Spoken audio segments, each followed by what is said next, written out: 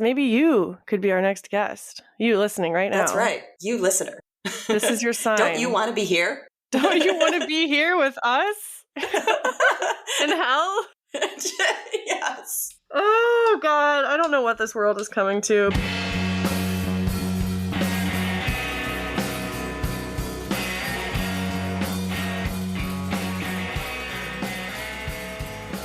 Oh my God, right before you got here, I literally was unchecking the box that said, make guests wait in lobby. And then right after I unchecked the box, you appeared. I did notice when I come on, I was like, it says Lauren, guest. Like, I'm the guest every time. Well, no, someone has to be like the producer and someone has to be the guest. I think that's what I figured. Can we both be? I figured because you started it. I don't know. Do you have access to all the like little sound effects and stuff? Or do you have access to settings? Maybe you don't have access to settings. No, I don't. Okay. That's stupid. We gotta change that. All I can do is leave. No. What are you gonna tell me on this episode? Definitely not. Okay, anyway, hello, friends. Hello, friends. Welcome to another episode of Pickles and Vodka, the mental health podcast where imperfect people have imperfect conversations. I'm Christina. And I'm Lauren. And today is going to be one of those hot, messy personal update episodes. We haven't recorded in a week, and that's totally my fault. We'll just address this first. I went to Boston over the weekend, which was... Yes? Oh, I was gonna say, honestly, I feel like it was probably more my fault because I'm certain that you've told me like well in advance, like a responsible person would. And just because I didn't hear within, like you didn't remind me within 24 hours, I was like, my undiagnosed ADHD brain does not remember what's going on.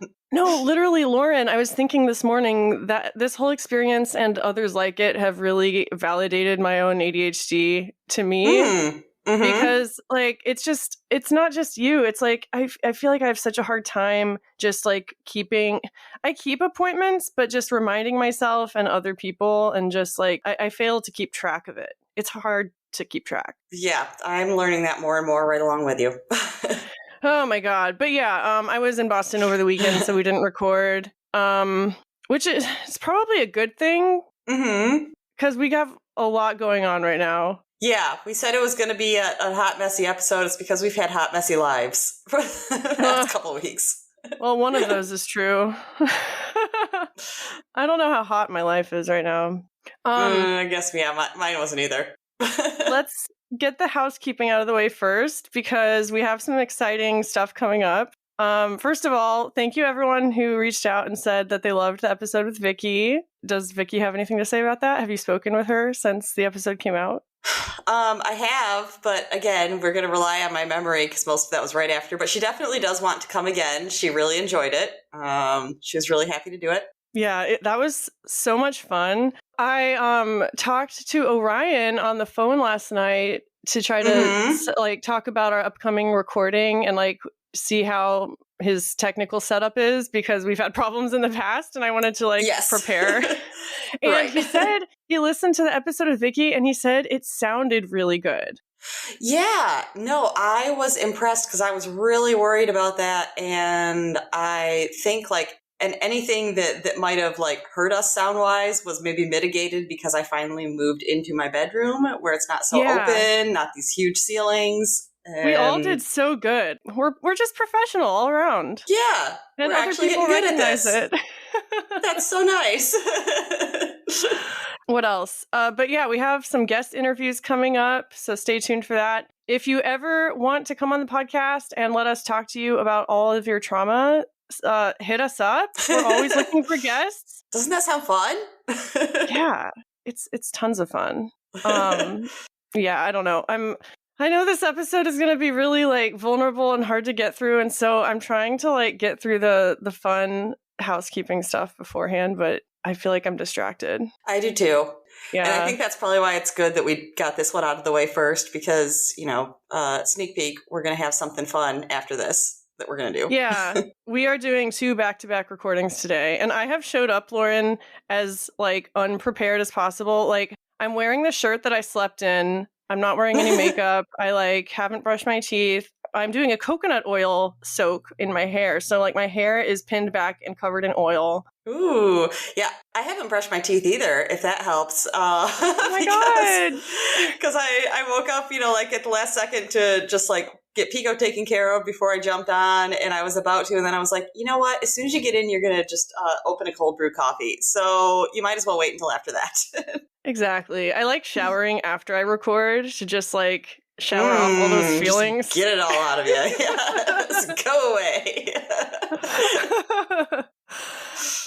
But yeah, other than that, other than looking for guests, don't forget to rate and review us if you haven't already. That really helps us out. Yeah, reviews help us out, and they're also fun to read. So double bonus. Yeah.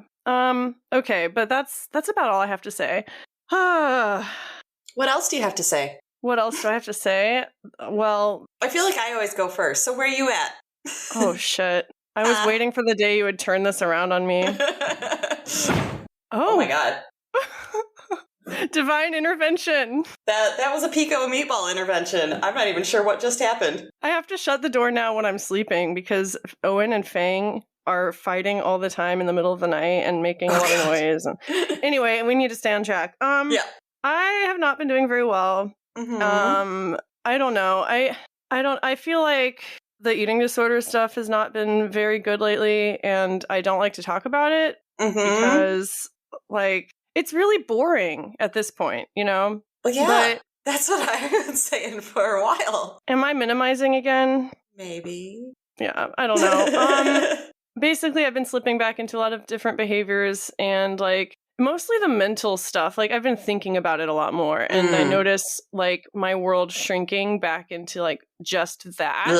Yes. And that's the thing that has really been irritating me. And yet it makes sense because there's so many unknowns going on in my life right now. Like I'm in a lot of debt. I'm poor. I don't know what I want to do. I didn't want to state the obvious, but that's what I was thinking. I was like, well, a lot of things just changed, and you've had a lot of And so it's easier. It's easier to just focus on like the eating instead of worrying about that. But I've literally done this so many times before, and I just want to like be more open about it, I guess. But it's just feels really stupid.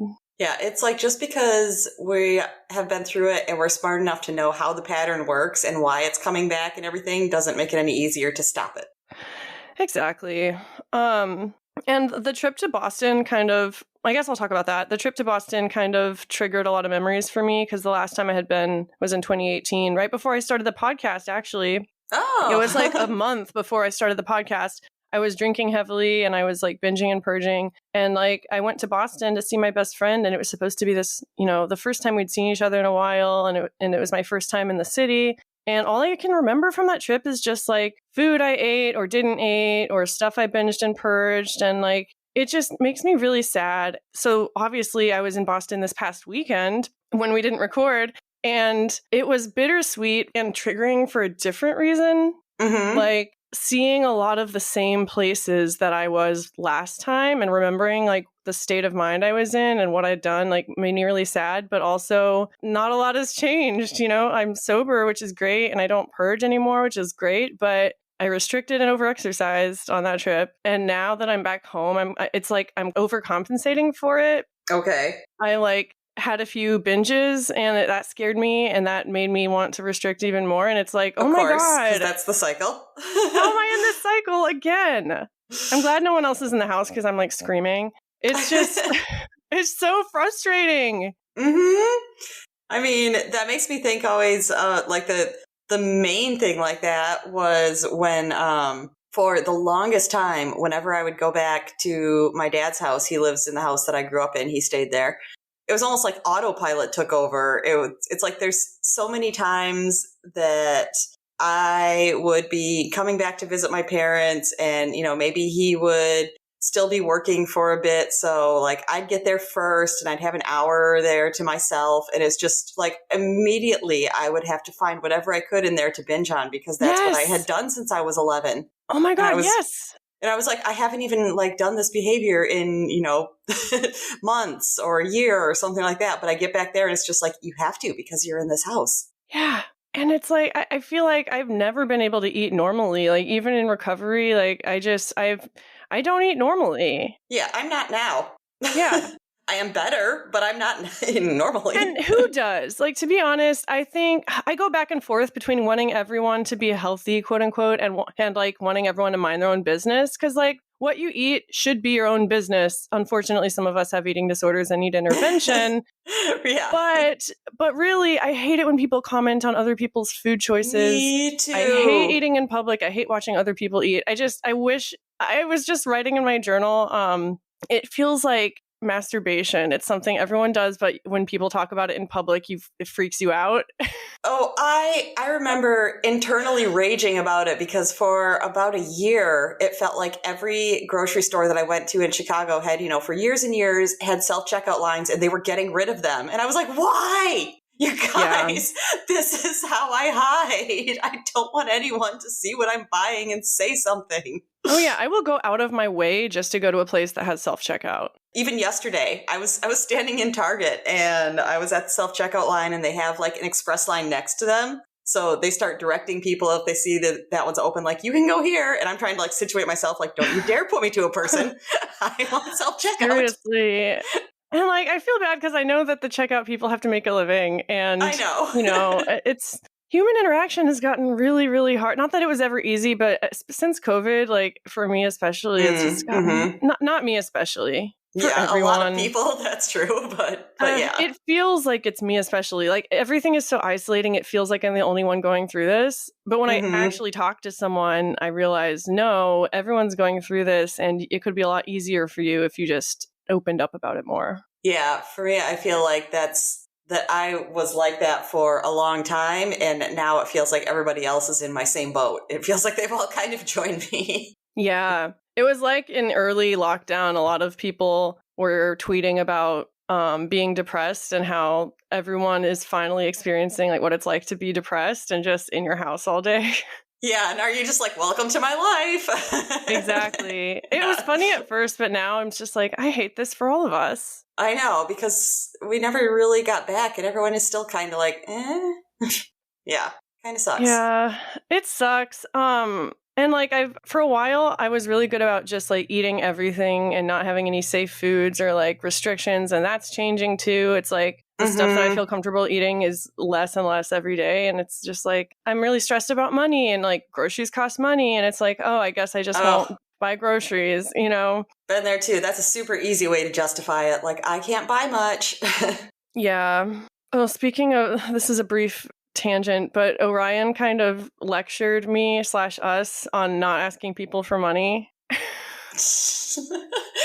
We've done it tentatively. He was like, he asked how much we pay for this per month, and I told him, and he was like, you guys should really charge money. And I was like, no, I feel like then we have to put out regular content and post regularly on social media. And he was like, no, that's not the point. People just want to support you. They don't care if you post. And I don't know. I'm sure that he will lecture you too when we all talk next week. Okay, I'm prepared for it. Though to that point, I can't remember for how long, but remember after I joined and we didn't miss a single week for an insane long amount of time. For weeks on end. Like, we were doing so good, and I knew it wouldn't last forever. Like, it's not like I'm beating us up for it. No. But, I mean, we got through, like, holidays, went to the freaking psych ward. You went to the psych ward. I got COVID, maybe multiple times. I was just going to say, I think you might have twice, yeah. We traveled. Yep. We moved. We met each other. We met each other in person. Oh my God. Yeah. Wow. Maybe someday we can be that professional again. Okay. I think we're getting there. I think we're trying. Yeah, I guess that's all I have as far. I can't even talk right now. I'm not even like stoned or anything. It's hard to talk about. I guess I don't know what the point of talking about it is because I feel like nothing is going to change. Yeah. That's the truth of it. That's what I don't want to say. And I don't know what to say because you're just like speaking my mind there. I'm like, well, what can I say when I like 100% agree with that? I'm like, yup. And it's something I have to get through. It's something I have to get through on my own. And like, sorry, I'm vaping. Oh, that's fine. Like, Writing about it really helps. I wrote an essay. Like I bought a journal when I got to Boston, and I was just like filling up pages and pages. And I posted some of it on my Medium account. Maybe I'll post it in the link or something. Yeah, I wasn't giving you away, but I did read that last night, so that's why I was kind of leading. I was like, I know all this stuff. I know what you need to say. Yeah. Well, it's so much easier for me to write about it than it is to talk about it. But I haven't physically written in a notebook in a very long time. Like normally I will write in my phone notes or I'll do a voice recording. But buying a journal and writing like with a pen just unlocked something. Like, I don't know. I have not been able to stop. And so I think I'll be posting more stuff like that moving forward. And that's been really helpful in my journey. Oh. Let's talk about you now. Yay. Yeah. So I think I've probably mentioned it sometimes on here, talking about how I've been feeling returning to work and judging myself a bunch by that, feeling like I'm not doing enough. Are people not thinking I'm doing enough? And yeah. Sorry, Meatball is scaling my dresser. They always come in at the moment of vulnerability. Have you noticed that? Right. Yeah, back to not feeling enough. Yeah. So there's been that other woman who kind of, like took over when I was gone, and it feels a lot of times like they are still looking at her like, oh my gosh, she's so smart and she knows so much, and why do we have Lauren here? And I've spent a lot of time trying to tell myself, because this is my way, that I am probably blowing things out of proportion, and, I'm still doing my job. I can't come back and be exactly like I was when I left. I got to get back into it. I'm trying and everything.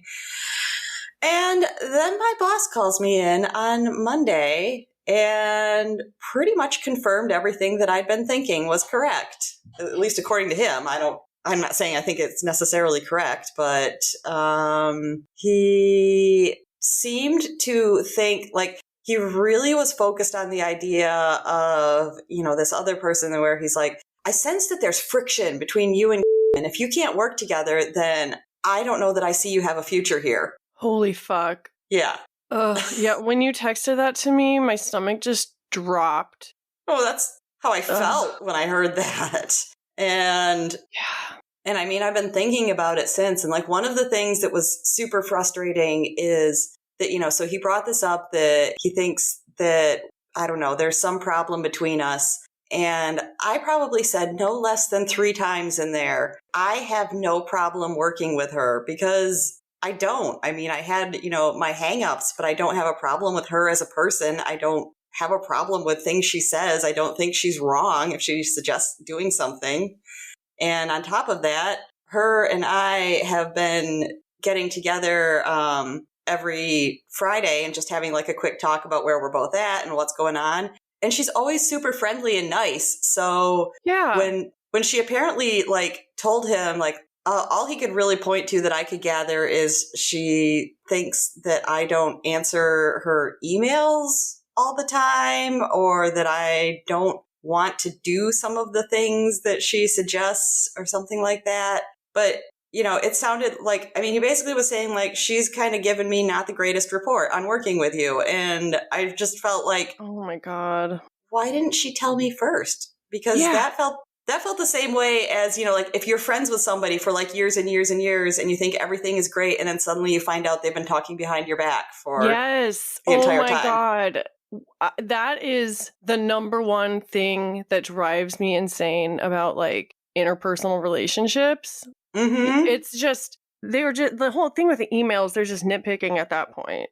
Yeah, that's what it felt like. Like, unless there's more an excuse. Yeah, unless there's more that he's not telling me, it did feel like really like, you're really going to hang this all on a few things, like she doesn't think I answer emails all the time, or like I'm not excited about every idea she says. Can you really fire someone over that, though? Well, exactly. And it doesn't make it very fun, because it doesn't make it for a great workplace. But that's one thing I'm thinking, like, we had the girl about a year ago that he fired, and she came back and sued us because she got fired right after she had injured her back at work, and she had to miss a lot of time. And so, I mean, this wasn't the case, but she did sue, saying, you know, like, oh, because she kind of liked to do her own thing and didn't seem to be interested in listening, I noticed. So basically, if you're not like a quote unquote team player and you don't make small talk in the office, then they want you out. It sounds like. Yeah. And basically, if you're not my boss's best friend, and he never seemed to want to be mine. So I wasn't going to say it, but like, yeah, you did just get back from months in treatment, and that's not a good look for them. That's what I was thinking, is I was like, okay, so you did this to her, and just so you know, she came back and it was like a big, long, drawn-out lawsuit, you know, just to even get her to settle. And so do you really want to risk that again by saying, well, you just came back after you were out for 3 months, and now as soon as I can come up with a reason, you're gone. Jesus. I don't even know what to say to that. So, like, what was the aftermath like? I pretty much just stayed away from anything I could in there. I just said, like, head down, do my job. Yeah. That's it. And unfortunately, because I did that very night, a recruiter on LinkedIn had found me. For some reason, like, I've gotten these messages from them before, but this one just kind of like really intrigued me. So I had actually kept it from the week before. But then as soon as that happened, I went home that night and I messaged him back. I was like, hey, want to talk? Oh, yeah. I thought you were going to talk about the co-star thing. I am. Oh, but okay. I just wanted to get that because that kind of like goes in hand with it when I was talking to him, because he had an opportunity and I got in my resume and we talked and it sounded good, but it ended up on Thursday. He let me know that he didn't realize they had an internal candidate and they decided to promote the internal candidate, which, you know, it happens and I understand, but that sucks. But it was funny the entire week how predictive my co-star was. I'm trying to find where's the first one. I miss co-star. Should I download it again? It was just kind of like annoying me, but then all of this stuff was funny. Sometimes it can be really accurate. It's a horoscope app for those who are completely in the dark, like I was. Yeah, and it gives you these little like one-liner things that mine were popping up and were amazingly accurate, and it seems like, did I delete some? I think you sent it to me. What's the first one I sent you? Because then I have the rest. Because that day, what did I send you? Okay. Your day at a glance. So this is the little push notification co-star sends with mini horoscopes. And Lauren's horoscope that popped up on the screen was, keep an eye on your desire to escape. Yeah.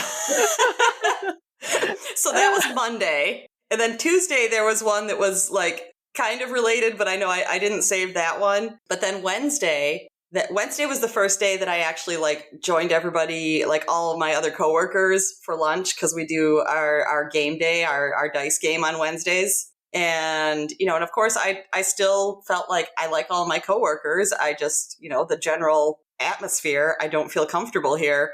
And right after we finished our game, then my co-star Push said, leave while you are still having fun.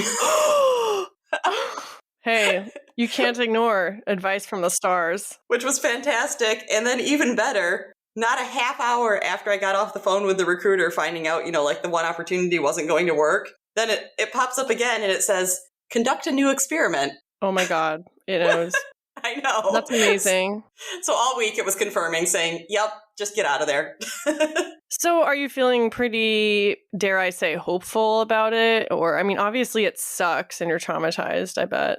Yeah, right now, I mean, now that I don't have like an actual opportunity in front of me like I thought I did for the rest of last week, then I don't know how soon I'll jump on it and try and find something else. But that's kind of what like gets me through, is just playing in my mind. I'm like, oh, I know, they're really trying to crack down on HR. So I know that if I did put in my 2 weeks, they definitely want to, do the right thing and say like, we need to have an exit interview. My boss will ask like, why? And I'll be like, well, from the day you told me you were trying to find a reason to fire me, I thought I should look for a new job. Yeah, it makes sense. Just let them know like, you did this wrong, by the way. God, that's just so shitty. I know. I can't believe that. I was talking to my sister, back to me for a second. God, when I got home from Boston, the first text that I got when I landed was a text from Brett saying, problem, big problem. Oh, great. And it turns out he was driving my car on the way to pick me up from the airport when the pickup truck in front of him hit a bump and a chair flew out and hit my car in the windshield and shattered it. Oh my God. And then the guy drove away through a red light, and Brett chased him down for 20 minutes, pulled up alongside him. The guy rolls down his window and he's like, "Why are you following me?" Gee, I don't know. And then, you know, Brett told him, and they exchanged, like, you know, they did the thing that people do, and it's fixed now. But, like, I was telling my sister, she ended up driving me back, and I was just, like, exhausted from traveling all day.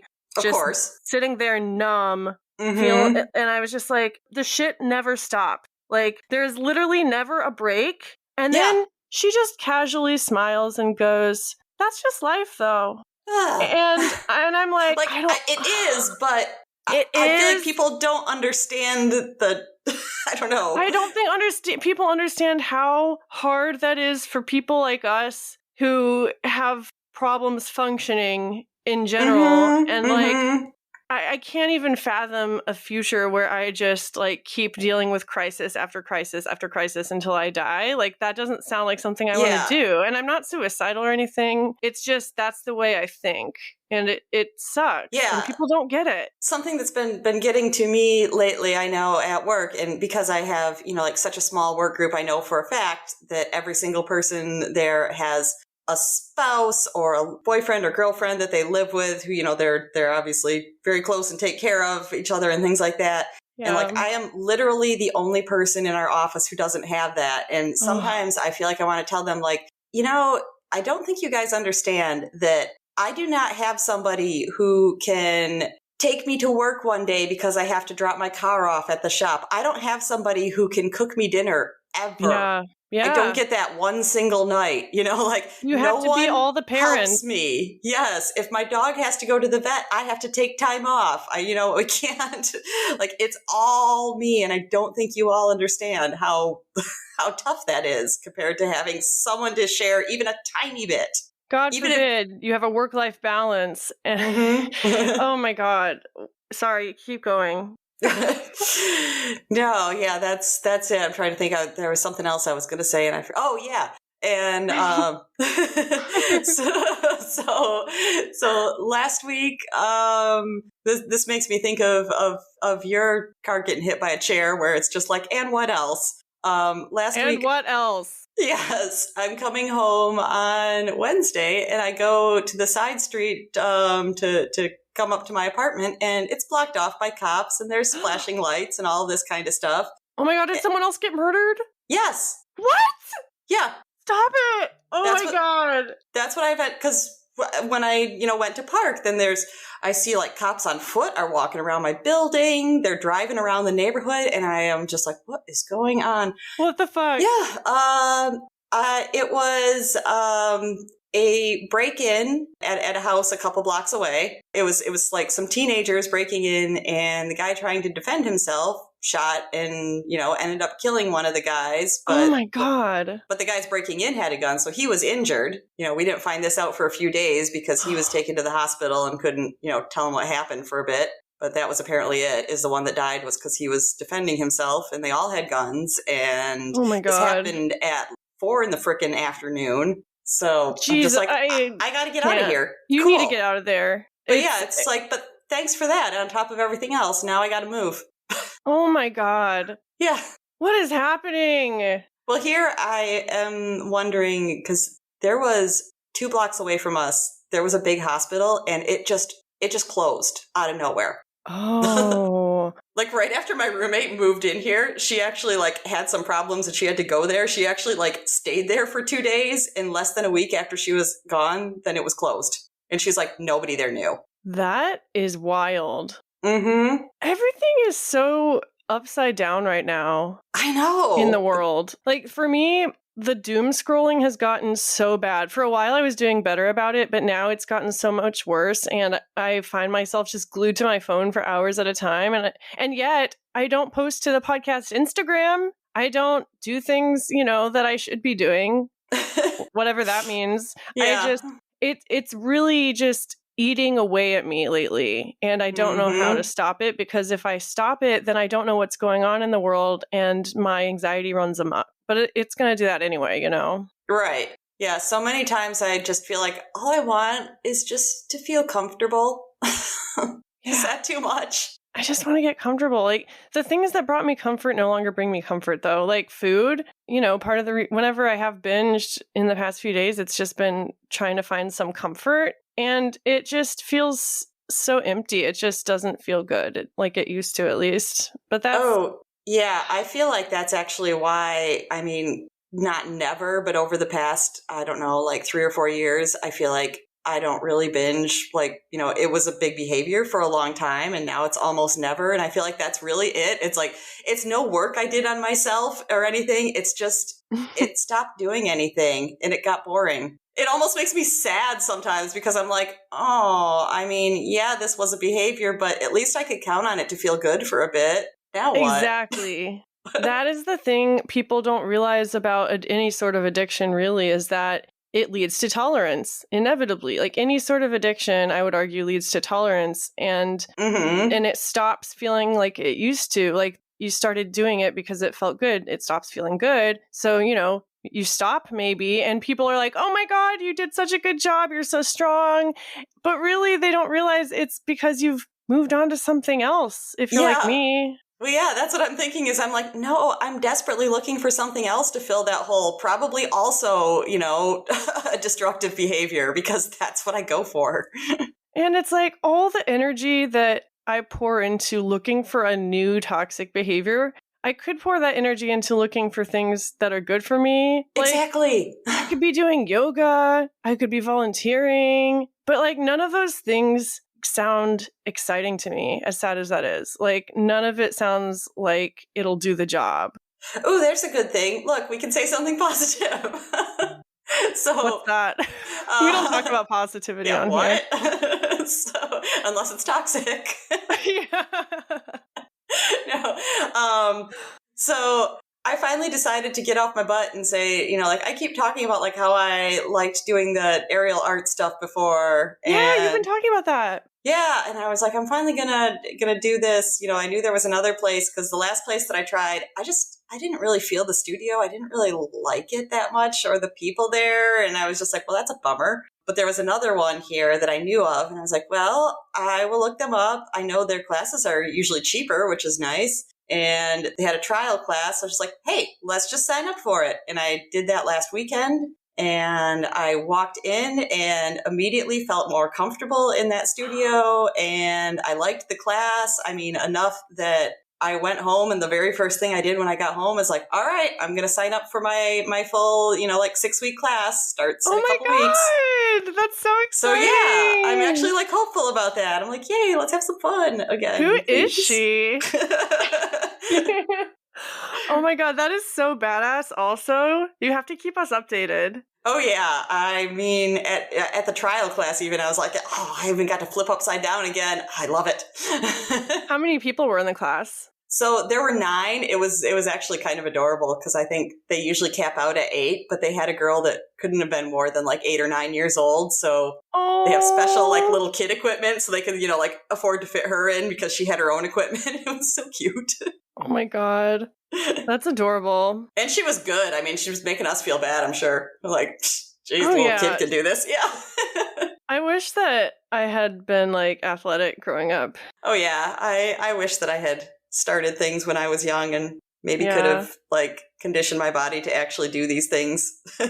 That's the thing. We did things in spurts, a few weeks or semesters at a time, and then we never continued.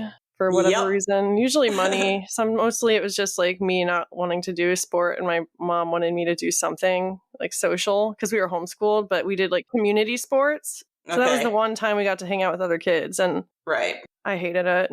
I begged my parents to let me do dance, and all my friends, started when they were like 6 or 7, and I got to do dance, but not till I was 10. So I was kind of like behind. Oh yeah, that's like geriatric. Exactly, in the dance world. There's this little child that always starts therapy sessions right before me. I don't know. The first time that I saw them, it just made me really sad because it's a sweet little child, but they're in therapy. So, there's something up. And I don't know. Something about the idea of kids struggling with mental health like makes me really, really, really sad. Totally. It's for me, it's a combination of that, but also like hopeful because the people that struggle with it for 20 years before they go to therapy, then it's like, look at all you have to undo. So I kind of am hopeful for them. Like, maybe. There's also that, and also like their parents are bringing them to therapy, which is a good sign. That's true. Yeah. Allegedly. They recognize. Yeah. Yeah. Hopefully. Yes. I had a really hard time going to therapy this week. She's amazing. She's like a really great therapist.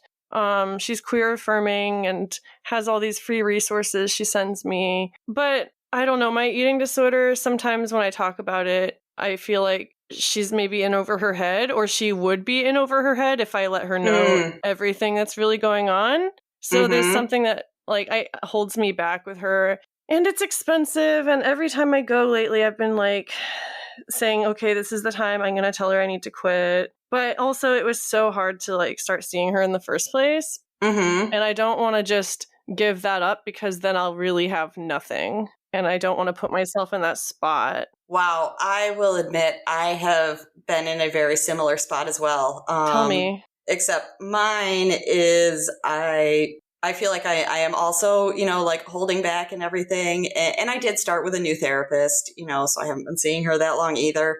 And opposite reason, though, I don't think that anything that I could say would put her in over her head. But she let me know from day one that she has like very strict boundaries about that kind of stuff. So I'm afraid if I'm too honest with her, she's just going to be like, well, you need more than this. So, I can't see you anymore. I got to suggest like stepping up treatment level again. I'd be like, can't do that. I'm already going to lose my job.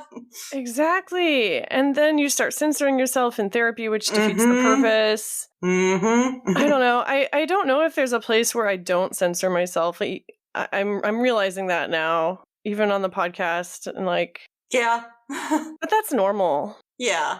I mean, I hope I just do here as much as, people just do living. Like I try not to. But listeners, what are your thoughts on oversharing on the internet? Are you comforted when people overshare? Do you experience secondhand embarrassment?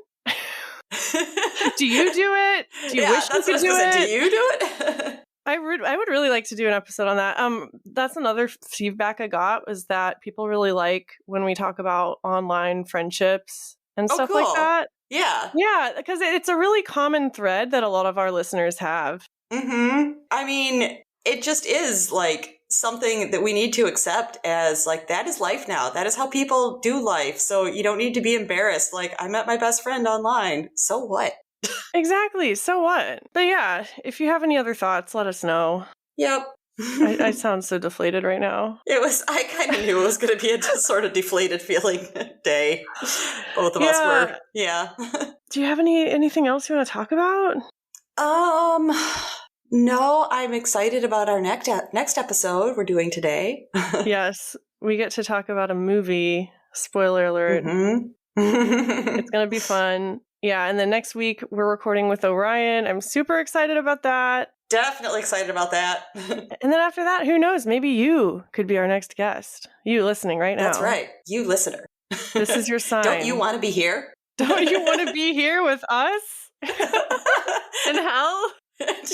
Yes. Oh, God. I don't know what this world is coming to. But if you want to vent about it, hit us up. You know where to find us. At Instagram at Pickles and Vodka Podcast. And we have personal Instagrams, too, if you want to follow us individually. Lauren, where can they find you? You can find me at Pico Suave, spelled Picosauve, because I don't know how to spell. And I am at You'll see a picture of my dog, but it's me. I wasn't going to say anything this time.